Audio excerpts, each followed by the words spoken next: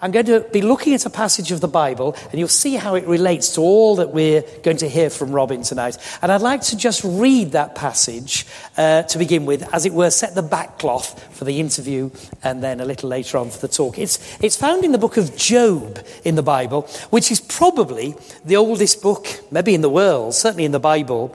And it's the story of a man who seemed to have everything going for him, and then all the foundations of his life, or nearly all, were taken from him. I'd just like to read the first chapter quickly, and I think when I stop, you'll all feel frustrated and think, oh, carry on reading, but we've got to move on. But here we are, in the book of Job, chapter 1. In the land of Uz, there lived a man whose name was Job. This man was blameless and upright. He feared God and shunned evil. He had 7 sons and 3 daughters, and he owned 7,000 sheep, 3,000 camels, 500 yoke of oxen, and 500 donkeys, and had a large number of servants. He was the greatest man among all the people of the East. His sons used to hold feasts in their homes, and on their birthdays they would invite their their 3 sisters to eat and drink with them. When a period of feasting had run its course, Job would make arrangements for them to be purified. Early in the morning, he would sacrifice a burnt offering for each of them, thinking, perhaps my children have sinned and cursed God in their hearts. This was Job's regular custom. One day, the angels came to present themselves before the Lord, and Satan also came with them. The Lord said to Satan, "Where have you come from?" Satan answered the Lord, "From roaming throughout the earth, going back and forth on it." Then the Lord said to Satan, "Have you considered my servant Job? There's no one on earth like him. He's blameless and upright, a man who fears God and shuns evil." "Does Job fear God for nothing?" Satan replied. "Have you not put a hedge around him and his household and everything he has? You've blessed the work of his hands so that his flocks and herds are spread throughout the land. But now stretch out your hand and strike everything he has, and he'll surely curse you to your face." The Lord said to Satan, "Very well then, everything he has is in your power, but on the man himself do not lay a finger." Then Satan went out from the presence of the Lord. One day, when Job's sons and daughters were feasting and drinking wine at the oldest brother's house, a messenger came to Job and said, "The oxen were ploughing and the donkeys were grazing nearby, and the Sabeans attacked and made off with them. They put the servants to the sword, and I only am the one who has escaped to tell you." While he was still speaking, another messenger came and said, "The fire of God fell from the heavens and burned up the sheep and the servants, and I am the only one who has escaped to tell you." While he was still speaking, another messenger came and said, "The Chaldeans formed 3 raiding parties and swept down on your camels and made off with them. They put the servants to the sword, and I am the only one who has escaped to tell you." While he was still speaking, yet another messenger came and said, "Your sons and daughters were feasting and drinking wine at the oldest brother's house when suddenly a mighty wind swept in from the desert and struck the 4 corners of the house. It collapsed on them, and they are dead, and I am the only one who has escaped to tell you." At this, Job got up and tore his robe and shaved his head. Then he fell to the ground in worship and said, "Naked I came from my mother's womb, and naked I will depart. The Lord gave, and the Lord has taken away. May the name of the Lord be praised." In all this, Job did not sin by charging God with wrongdoing. And you have to read on if you want to know what happens next.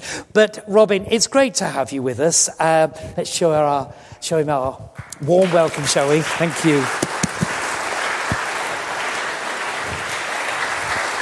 Great to have you. Yes, all right. He loves to show how overtowering he is. You Robin, can't help being small. I know I can't. What I lose out in height, I make up around here. But anyway, thank you. Robin, it's great to have you. Where is home for you? It's a little village just outside Shrewsbury. Right, and you've come down specially today. I have indeed. Great, well, it's good to have you. And where were you brought up? In Surrey. Okay, we'll forgive you for that, maybe. All right, and the sort of home you had, what was it like? Super home. Father was involved with the civil service, but mainly in the technology side, and spent the war in the underground cabinet office. Mother never went to work. I don't know why not, although she was a trained singer. She may have found you hard work. She may well have done. She had to look after me. And I have 2 older sisters. And Mother, I overheard her once saying that I was the mistake of the family. Oh, that's tough. Well, I was a mistake as well. Well, welcome to the club. And was it a God-fearing family? Did you go to church? Went to church, but my parents weren't Christians at all. They appreciated the church being there because we could be sent off there on Sundays while they stayed at home and cooked the lunch. At least that was their story. And it was a sort of era a few years ago when it was quite normal and almost respectable to go to church. Yes, that's quite right. Okay. And as you were going through childhood, early teens, etc., would you have said you were a Christian? I probably would have said it, but now that I look back, I know I wasn't. And my joy at going to church was getting paid for doing it. I was in the choir, and I got 2 and 6pence a Sunday. That's old money. You wouldn't remember that. No, I would. It's 12.5 pence. Yes, that's right. And I also got 5 shillings for ringing the bells once I got a bit of height on me. So 7 and 6pence a Sunday wasn't too bad. Right. Okay. And is that all it meant to you? It was really, and my mate who lived opposite did a paper round where he had to start at 6 in the morning, and he got less money than I did. So it's good to ring the bells. Now, we know you're a policeman. Was it always your ambition to be a policeman? No, it wasn't. I had no thought of being a police officer at all. I did like the local Bobby in our village because he was the village goalkeeper as well. Great guy, and he could run faster than me. He caught me scrumping once. Oh, did he? but it was all right. I was expecting to go and do national service, but was found to be medically unfit for that. Grade 4, so I could never be called up. And medically unfit. What was the matter? We never found out. My parents tried to get an answer from the Minister of Defence, but they wouldn't tell us. So they paid for a private 2-day medical in Harley Street, London, which must have cost them the earth. And the fellow there said, after a lot of pricking and prodding and whatnot, there's nothing wrong with you except you've got big feet. Right, okay. So how large are they? They're not that big. They're huge. No, they're not. They're freakish. But anyway, what size shoe do you take? 14s. 14s, right, okay. Well, I wouldn't expect you to have 14s. You didn't have to walk. Right. So because of having big feet, you weren't allowed in the army. All right. How did you come to faith in Christ? What were the circumstances that led up to you actually becoming a Christian? Well, it was actually for being kicked out of Sunday school. It directly relates to that. Right. Have I got time to tell you what I did? Because I'm still proud of it. It sounds though it was naughty. No, it was just joyful. The girl in front of me had very long plaits. And while we were praying with our heads down, incredibly, I got hold of those plaits without her feeling it and tied them in a knot behind the back of the chair, so that when she stood up to sing a hymn, she brought the chair with her.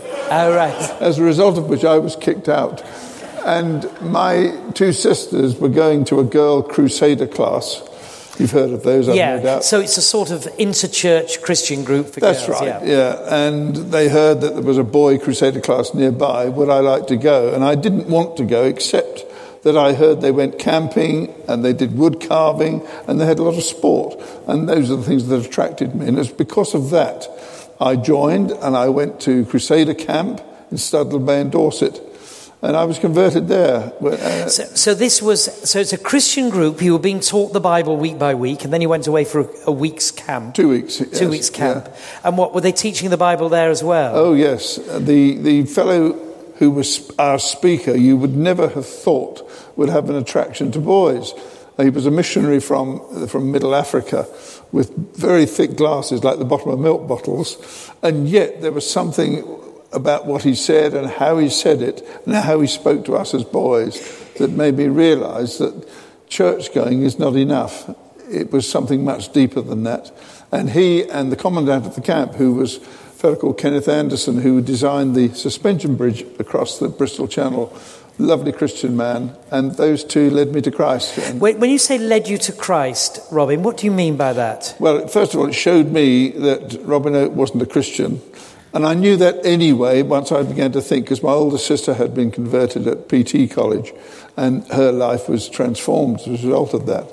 My other sister was converted and I wasn't. So I did know, even when I went to camp, that I was going to be challenged, and I certainly was. I wasn't a Christian until I recognised my sin. Even though I was a teenager, I hadn't been put in prison or anything, but I knew there was something wrong and that Christ had died for me. Something which I must have heard several times in my life, but somehow it had no effect at all until I went to that camp. And I remember praying, Lord, forgive me my sin and come into my life, or words to that effect, which was the beginning of my Christian experience. And you were a teenager? Yes. I'm going to skip a few years because you sort of began to mature as a Christian, but you went into the police force. Yeah. Where did you serve? I served in London, the Metropolitan Police, and mainly or as a PC on the streets at St John's Wood by Lord's Cricket Ground. Oh, right, okay. Which was a great place. Were you ever allowed in to supervise the We crowds? were able to go in on our warrant card for nothing, so long as we told the stewards where we were sitting, in case there was trouble. But of course, in those days, there was never trouble. No. The Barmy Army hadn't been formed by then. All right. And did you specialise at all in your policing? I did. I was only 3 years on the beat. I was taken into Scotland Yard, which began several times in and out of there because I began to get involved with terrorism. And as an inspector, what is 2-3 ranks later, I happened to be there when Airy Neve was killed, when he came out of the Houses of Parliament. And that was really my career in terrorism. I wasn't a terrorist. No, I realise that. So what were you? Was it to do with intelligence and terrorism, or what was it? Well, it evolved into strategy. And we'll talk about Steve later on, who was actually front line. But my role was the strategy. That 10 months as an inspector was when the IRA had London in its grip, and we had 52 live devices in Westminster alone. They were bombs, and 202 false ones, which we had to treat as bombs because we didn't know they were false till we'd opened them. And several people were killed in that time. It was a pretty tragic time. How do you keep yourself from being cynical and depressive when you're meeting with all the sort of people you are, and these things are happening around you? Didn't it spiral you down into despondency? I don't think despondency. There were times where I was quite frightened, to be absolutely frank. When you're holding a bomb in your hand, you have no idea what's inside and what's going to happen. They were terrifying days, but dealing with any person, not just the terrorism side, but what I would call the ordinary criminal. The sad thing is that they don't know any better. They try to make their own life out of crime. And I suppose that upset me a little bit. But to me, it was a challenge as a Christian. Well, you say as a Christian, because I found, if I'm going to be honest, very often police are quite cynical people. Were they cynical towards your Christian faith, your colleagues? Certainly as a PC, my fellow PCs, most of them older than me, were shy-arking me. They gave me a pretty rough time. But I didn't seem to mind it. It didn't worry me. I knew my faith was firm. I had a lot to learn. And I probably reacted, which I shouldn't have done. But after that, I mean, once you're a sergeant, people don't cheek you very much, not as PCs anyway. But no, it was always a challenge to my faith. I know that. And I'm sure there were times when I wish I hadn't done things I'd done. But it didn't... I don't think it made me a better policeman than my colleagues, but it made me a better policeman. I think I had another dimension to myself, always looking for that opportunity to share my faith. You married during this time? Was it when you were in London that you got married? We married. My wife was a nurse at St Thomas's, ultimately a matron. It's wonderful to live with a matron, I can assure you. Yes, and to sleep with her as well. It's just incredible. Let's not go there. And all right. And then you eventually went to Manchester. That's right, yes. And what role did you have in Manchester? Well, I went to Manchester after I had been down to the National Police College on the staff, the directing staff there. That's when I really got stuck into the strategy of terrorism and public disorder and took that up to Manchester. I went up there as a superintendent, eventually as assistant chief constable. And you had how many children? 3. Two daughters and a son. Right, okay. Who was the eldest? Steve. Right, so your son was the eldest. And then you went to the Isle of Man. It does seem, it almost sounds like demotion, I'm sorry, but to go from Assistant Chief Constable of Manchester to Chief Constable of the Isle of Man, population 2,000? No, it's more than that. It's about 3,000? No, it's even more than that. Oh, right, okay. But it seemed like demotion. Why did you go there? It might sound like it, but in fact it's the best posting in Britain. One or two of my colleagues phoned me up and said, how much did it cost you, Robin, to get really? there? But you see, part of my life was not in the Isle of Man. It was this terrorism. I'd been in Manchester and in the Isle of Man, in Northern Ireland, and then got involved with the Al-Qaeda type terrorism. And I wouldn't want to talk too much about that now, but it meant I was off island quite a bit because my area were ports and harbours in Europe. I had a very good deputy who sort of held the fort while I wasn't there. So that was terrific. And another side of my life was the Commonwealth Games. I was the chairman of the Commonwealth Games, believe it or not. So I travelled the Commonwealth and also Age Concern. That was it. So I had a very broad life. The Isle of Man did me good. Did it? Now, I don't want to be flippant, but I've always been a great Norman Wisdom fan. And of course, he was on the Isle of Man. Did you ever meet him? Yes, rather. Norman and I got on very well. It started soon after I arrived in the Isle of Man. I hadn't appreciated how much they wanted the chief constable to be at the social events. Right. And one of the first ones that Chris and I went to, there was Norman Wisdom. And you had to go down 12 steps to get to the bar where he was. I said to Chris, there's Norman Wisdom. It was almost like awe. And he saw us. He ran up the stairs and jumped into my arms. He ran up the stairs? Yes. So I carried him down. And that started a long friendship with dear Norman. Yeah, really? So you knew him quite well? And he used to come to church with us, which was terrific. Great. I once had a round of golf with him, which took over 5 hours, because his mind was not on the golf. It was, what can we do next for the photographers? And like sticking a ball on the end of my nose and things like that. Amazing. In policing, Robin, you know, my knowledge of police, apart from being stopped for speeding once or twice, but my knowledge of police is really from the television. Yeah. Which of the television series about policing, the dramas, the whodunits, which is most representative of policing? Is it Frost or Midsummer Murders or Lewis or Moore? Which one's the most accurate? Dixon of Dock Green. Well, seriously? Yeah. Seriously? Why? Because the world was black and white in those days. Well, it was more authentic. Today, although I don't watch many police programmes, they set up 2 or 3 incidents, all of which have to be completed by the end of the hour or whatever it is. And you know it's artificial. And there are times when I slam my fist down and Chris said, don't you say anything. But she would say the same about nursing programmes, because it's an entertainment as opposed to a truth. Right. But go on. But Dixon of Dock Green, all those years ago, you think was more accurate, do you? I do, I'm sure. Bear in mind, I was only a young Bobby then, and he was a station sergeant. All right. Now, Robin, just to go on to the, must be more sensitive to you altogether. Your son, Stephen, he went into the police as well. He did. Was that through your encouragement? Not at all. Very quickly, what happened was, as an assistant chief, I was sitting in my office one morning, and a colleague, Paul Whitehouse, another assistant chief, walked in with a very long face and said, I've had some words with your son this morning. Right. And I said, well, what's he been up to?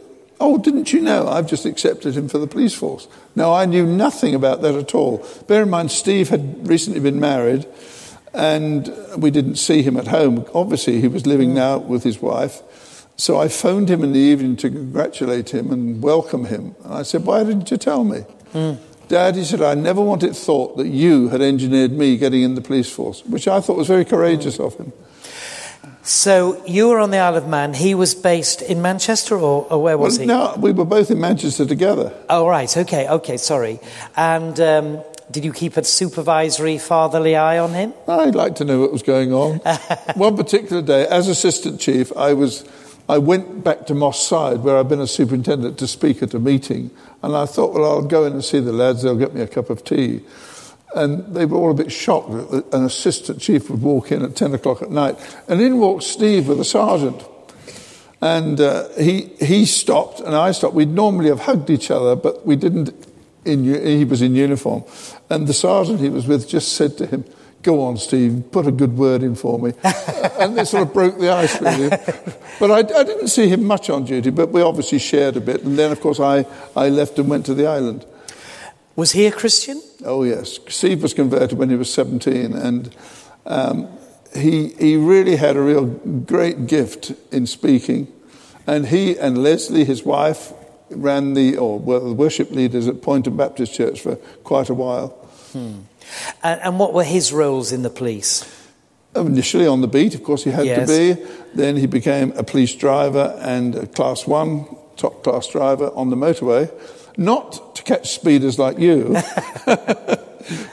He was primarily there to see the other side of motorways, because they're conduits for the criminals of this world who, for instance, could live in London, commit a robbery or a murder or whatever in Birmingham and be back home in bed by the morning because of the motorway. And his role there was either on information to stop a particular vehicle or on intuition to stop a vehicle. And he got so well known for his interrogative ability that they took him off traffic patrol and put him into special branch. Now, as far as I know, that's unique, because normally to get into special branch, which is the sort of elite, really, of the CID, you go through the CID and then into special branch by invitation. But here he was, from traffic to special branch. He was a good interrogator. The trouble is, you're mixing with the underworld, aren't you? And that can be dangerous. Oh, yes, it can. And it taints your mind if you're not careful. I mean, I found that right the way through the police force, working in Soho, for instance, it's very difficult to get out of your mind the things you see and hear and some of the prisoners you take, because it just plays on in your mind if you're not careful. But prayer is the answer to that. And so often I used to get out of bed and go for a walk through the house and just pray and get back to sleep again. And I know that Steve found the same thing. And when you pray after that sort of pollution of the mind, what do you pray? Well, pray for clarity of your mind, and Lord, don't let this contaminate me, because I didn't want that. That's why policemen do get cynical. Yes, okay. So your faith and his faith, with your relationship with God, was very real and impacting everything that you were doing. Absolutely, yes. He worked, didn't he, on protection of people like Tony Blair, etc., which is amazing. Tony Blair's gone. Protection officer. Yeah. Right. Yeah. But then he was back in Manchester, and you were in the Isle of Man by then. And then you had a terrible phone call. What led up to that? Well, the weekend before all this, what we were going to talk about, happened, I went across to Manchester, where Chris was looking after my youngest daughter's children, Sue being in hospital. Okay. And I phoned Steve while I was there and said, what sort of a week have you got? And he said, well, difficult one, but on Tuesday you might pray for us, Dad. And obviously he couldn't and wouldn't and never did discuss what he would do on the telephone. He couldn't do that. So I had no idea what I was praying for, but I was praying for him. So I went back to the island, and on the Tuesday, in the evening, Leslie, his lovely wife, phoned and told me that Steve had been involved in an accident. And I said, do you know any more about it? He said, I don't, except that he got up at 4 o'clock this morning, and I knew he had a duty, a raid or something at 6 o'clock. And she assumed, like I did, although we didn't know this till afterwards, that we thought he'd gone to sleep at the wheel driving home. But in fact, when she'd said he'd been involved in an accident, she was picked up by a police car and taken to North Manchester Hospital. And of course, Steve wasn't involved in an accident at all. He was involved in a terrorist incident, and he was stabbed to death trying to arrest an escapee from a London raid. Tell us who it was, what led up to that. Well, I can't go into all the details, you will appreciate, but in London there were 6 who were going to put ricin in London's water, which is a deadly poison. And this hit national headlines at the time. It did indeed, yeah. And the day they had, because raiding terrorist homes, please, I'm not going to go into this in all detail, they only meet twice together, once when they organise it and the day they're going to perpetrate. So timing a raid is difficult, as you can appreciate. The Met raided this place in North London, and one escaped. And Steve was one of several special branch officers around the country who were given a good description. And when this second raid went on in Manchester, having done the raid at 6 a.m. and finding evidence there for another raid, Steve was one of the arresting officers for that, there was this guy who he and others had been looking for. I had no idea he was there. So I'm just going to clarify this. So they'd done one raid, they got sufficient evidence, they went for a second raid. As a result of that, yes. A team of them, and they went into a house. Yes. Sorry. Uniform lads going first, and then the special branch going to interrogate, and Steve was part of that. Yes. And Steve, being Steve, just wandered around the flat while the others were being interrogated and found this guy who he'd been informed about, but not knowing where he was. Underneath, he was under a table in the kitchen, and Steve tried to get him out and arrest him, and in the tussle, not knowing he got a knife up his sleeve, he was stabbed, and three of his colleagues, in trying to help Steve, they were also injured. In fact, one never came back on duty. He had a nervous breakdown after it, and that was the end of his career, sadly. And it was then, you see, I didn't know anything about that till Leslie phoned me again at about 9:30 and said, Robin, I've got some dreadful news for you. Our Steve's been murdered. And she couldn't tell me, she was crying so much, she couldn't tell me what had happened, but the deputy chief, who was a good friend of mine, filled in the details as much as he could. He couldn't say too much, obviously. And I was there alone in the Isle of Man with Chris in Altrincham, and I somehow had to tell her, because at 10 o'clock, the evening news would have certainly had this as a headline. Yeah. And I did what I had always told my colleagues never to do. You don't give bad news by telephone, because you don't know the reaction. And yet here I was stuck. So I phoned Chris at Sue's house, and I don't know what I actually said, but it was something like, darling, I've got some dreadful news for you. Our Steve's been murdered. Took a while for Chris to respond to that. And two things she said: don't forget to tell Judy, that's Sue's sister, and where's Leslie? I said, well, she's being taken home by car. Okay, she said, and she got a lift, so she was already at the house in Poynton where Leslie was. So it was a dreadful evening. Yeah. And the man who killed your son was the escapee from that group of would-be ricin attackers. That's right, yes. So he was Al-Qaeda terrorist. Yeah. And did they get him straight away, arrest him? Oh, yes. I mean, the four of them, even with Steve, who was killed outright, they detained him and took him back to the police station. And ultimately, we happened to be at the Old Bailey, but I'll talk about that in a moment if I can. Yes. Now, there are some big issues here, aren't there? Because, to lose a child is incredibly traumatic anyway, but in these circumstances is dreadful. Were you angry at God? No, I wasn't angry, Roger. I certainly questioned in my mind that statements in the Old Testament particularly, that I will defend you, I will look after you, and so on. And that's more in a spiritual context. But if you read it literally, it looks as if you're never going to be in a problem. And of course I had to churn that out in my mind. The pastor of Steve's church, 5 days after Steve was killed, preached, and most of Steve's colleagues were there, if not all of them. They were all packed in the church. This is the funeral service? This is just the Sunday after Steve was killed. And the pastor asked this question: where was God when Steve was killed? Which is a very pertinent question. And he said, he was right with Steve, because he has promised, I'll never leave you or forsake you. Now, what the purpose was behind that, I don't know, except that Steve's testimony still goes on. The Friday before that, the 2 days before that, there was meant to be a memorial service in the special branch office, purely for police officers. But the airport where the officers heard about it and wanted to come, and so they moved it to that massive chapel in Manchester Airport. And there were pilots and air stewardesses and cleaners and caterers and everything else there. And the padre who had set out an order of service, he scrapped it. We sang a hymn, and then he said, what I would like now is Steve's boss to read the scriptures And then for anybody who wants to pay tribute to Steve, let them do it. And so he got up and read it, and he said, I just look at you all here today, and I say, Steve introduced me to my Christian faith. It was terrific. And one after the other, some who weren't actually Christians, but were talking about Steve's faith and his faithfulness and his abilities as a police officer. And incredibly, just 3 weeks ago, I was speaking at a men's breakfast, and that very man who read the scriptures was the one who welcomed me into the church. It was just terrific. Robin, grief is very painful. How did you overcome the real... It is a physical, though inward pain, isn't it? How did you overcome that? I still feel it.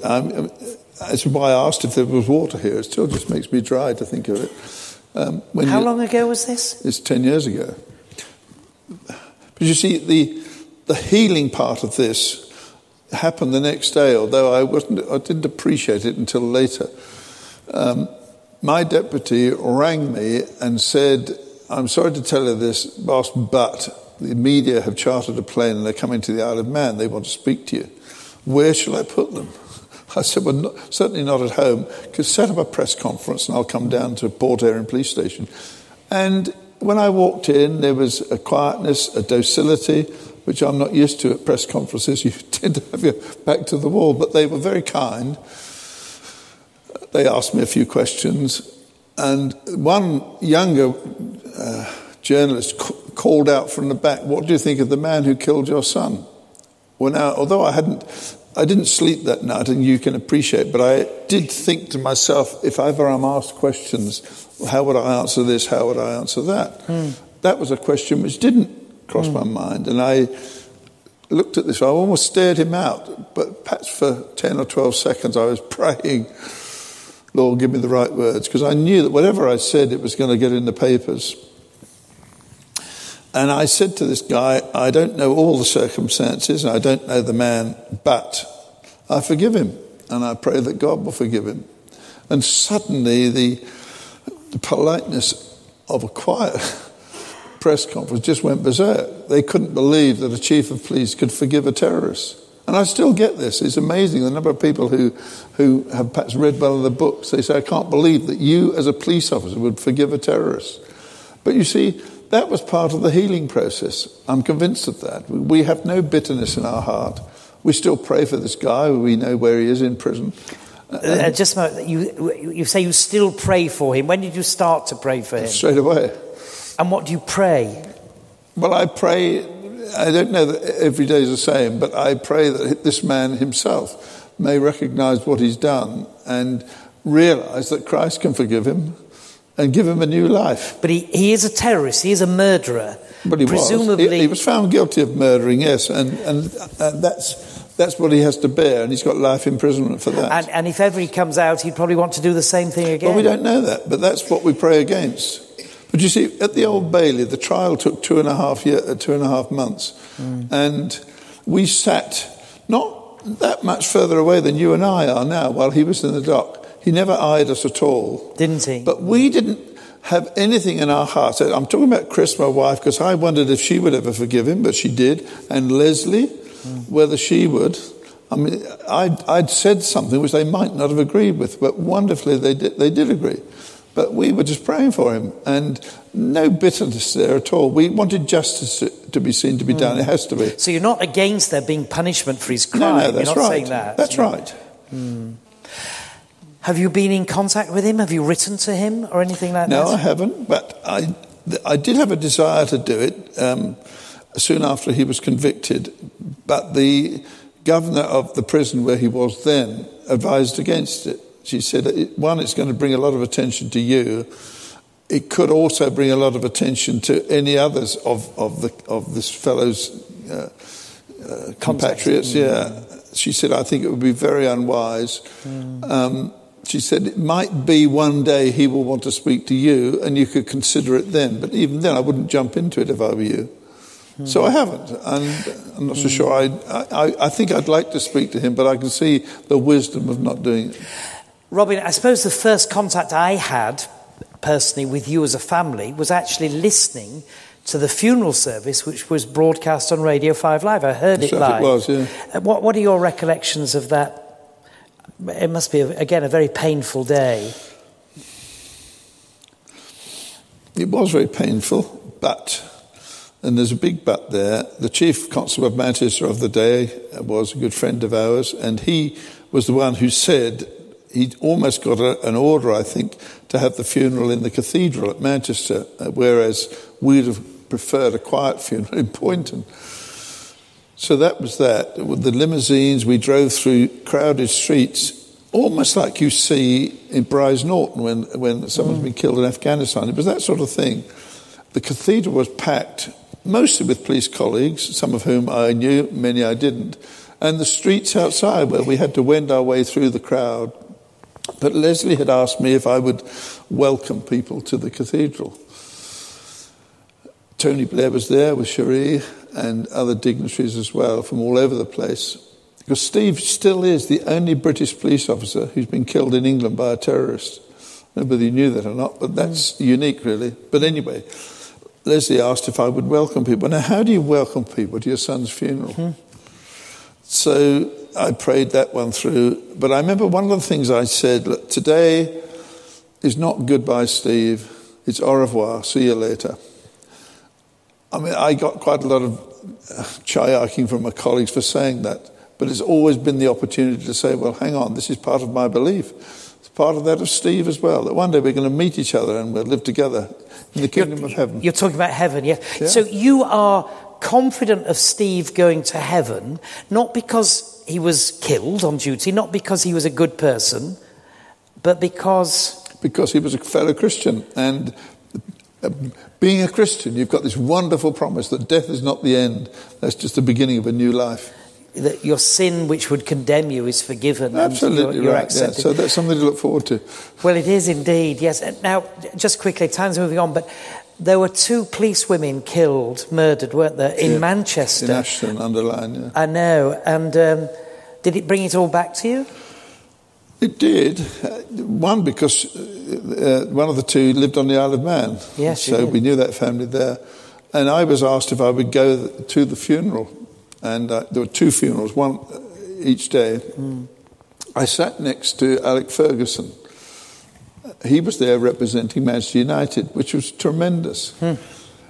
Now, just before I say what I intend to say in a moment, the Saturday after Steve was killed, Manchester United were playing Chelsea. And Steve was a Chelsea supporter. I'm a Chelsea supporter. My dad was. Christopher, his son, is. It's sad, really, isn't it? Don't you think? It's, but anyway, yes. Don't you worry about that. So we were invited to the director's box 4 days after Steve had died. And the moment the final whistle went, Alex Ferguson ran up the steps, grabbed hold of Christopher, who was 15, and took him down to the dressing rooms. And an hour and a half later, we saw him again. Well, really? Now, right, I'll fill that in. Now we're at the funeral. That's a wonderful thing to do, a lovely thing. The funeral of these 2 girls, and it was so sad. As you know, Alex Ferguson next to me, and he said, how's your grandson, Robin? And that's incredible. That was 9 years after he'd run up the steps. I thought, well, there is another side to Alex Ferguson. Yes, indeed. I knew him reasonably well anyway, having policed the ground there years beforehand. There's lots more we could say, and obviously during the break and at the end, people will want to chat. I just want to talk about something else, which probably people are not aware of, but you have battled as well with cancer, haven't you? Cancer of the brain, and recently some more cancerous growths. How do you feel about this? A teenager trusted the Lord Jesus, sought to live for Christ and honour him in the way you worked as a policeman, but also as a husband, a father, etc. And yet you lose your son, you have cancer. Do you feel you've sort of drawn a bad hand in life? Well, it's not easy to live with it, I must admit that. And my wife is actually iller than I am at the moment, but she always smiles, and her faith is so shining, far more than mine. No, I don't think I have at all. The verse that keeps on coming back is Romans 8:28, that which says, all things are work together for the good of those who love him. And I think, well, thank you, Lord. I meet fellow patients and I meet surgeons and nurses and whatnot, most of whom are not Christians. There's always that opportunity. It's amazing the number of them say, "Oh, I've read your book recently, Robin." And that's another thing, where they get it from. Well, bookshop, I suppose, but... Well, they can get it cheaper here tonight. Let's have a look. I knew you were wheedling away there. I think this Father Forgive was the first one, wasn't it? I wrote that really to say to myself, did I really mean forgiveness? And that was me answering my question, like you've written a book answering your question. Yeah. Now, how much is this? Come on, we'd like a good deal. Says Sir Fergus. Oh, it's Sir Fergus Montgomery, former MP. I thought it was Sir Alex Ferguson. Sorry, anyway. And Tony Blair says this is a remarkable book. But he did speak very often with a forked tongue. So, God, do you nevertheless recommend this? Listen, I get them half price anyway, but I know. At half price they're £5, both of them. But if people haven't got the money, I don't mind. The only reason I sell them is that I can buy more. I know. So the £5 for this. So this is on the whole issue of forgiveness. But this one, Robin, with God on the streets, and is this meant to be a picture of you? It is a picture of me, come on. Amazing. But anyway, so what is this one? It's mostly anecdotal. I wrote it because I wanted it to be an antidote to that. And there's a lot of fun in it as well. It was actually originally called Gilbert Was Wrong. Why do you think it was called that? Oh, well, I know. I've interviewed you before, so tell us. A policeman's lot is not a happy one. Gilbert and Sullivan. Yeah. For the Pirates of Penzance. But the publishers didn't like the title. Well, I think Gilbert Was Wrong was great, but so anyway, did I, but they didn't think so. So this is really stories from your policing. It's the other side of policing. This sounds like tragedy. That's the fun of policing, and it's not all fun. Not everything was a laugh, I can assure you. No. But it's anecdotal, and if anyone wants to be a policeman, that won't put them off. Well, the two I've seen here have both been vandalised. They've got your signature in the front, so I think because of that, we should say £4.99, okay? Okay, that's fine. Fine by me. Absolutely right. I just want to ask you finally, Robin, thanks so much for sharing. And I know it's never easy to go over those very tough moments in your life. Have you ever regretted becoming a Christian? Have you that moment of trusting Jesus Christ as your Lord and Saviour, as a teenager on a camp, when life must have seemed so hunky-dory, and yet all this was going to happen? Have you ever regretted and thought, I wish I never had? Never regretted it. There are times when I've thought, boy, this is a bit embarrassing here, especially when I was a younger Christian. The great thing about it is I just long to learn more, and I just love sharing my faith with other people. That's the delight of being a Christian. If I were just a pew fella, I think that would make me question. But I'm not. It's much more vibrant than that. I like to share my faith, and so I've never regretted it as such. You're glad you're a Christian. Absolutely, and one day, you'll not only see Stephen, but you'll see your Lord and Saviour. Absolutely. That's the greatest thing. It is. Absolutely, that's great. right. Has Leslie remarried? She has, yeah. And were you happy about that? Yeah, John's a super guy. Leslie phoned up one day. I was in the kitchen next to Chris when she took the phone call, and I heard her say, "Hi, Leslie," and then a moment later, "Well, we've been praying for that." And Leslie had said to her, "Would you mind if I ever fell in love again?" Oh. Which I thought was very gracious of her. But John is a super guy. He'll never be father to the kids, but he is a really good guy. Lovely fella. He's not as tall as Steve, not as handsome as Steve, but it'll do. Have you told him that? Oh, no. Let's show our appreciation, shall we? Thank you very much. Thank you, Roger. Yeah.